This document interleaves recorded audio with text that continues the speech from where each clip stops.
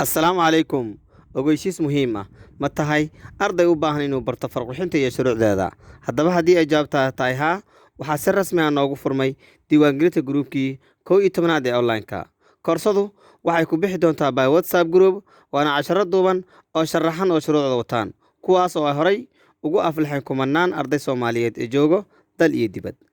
muddada ay soconayso koorsada waa 2 bil oo kaliya waxayna bilaaban doontaa insha Allah 3 bisha Oktoobar dabahdaad u baahan tahay koorsada waxaad iska diiwaangelin kartaa lambarkan kaaga muuqda shaashada ama booqo xarunteena Muqdisho gaar ahaan isgoyska baaro waxay degmada Halwadaag aad baad u baahan tahay ka faa'iideyso fursadda waa mar lana wadaag asxaabtaada si ay ugu faa'iideystaan insha Allah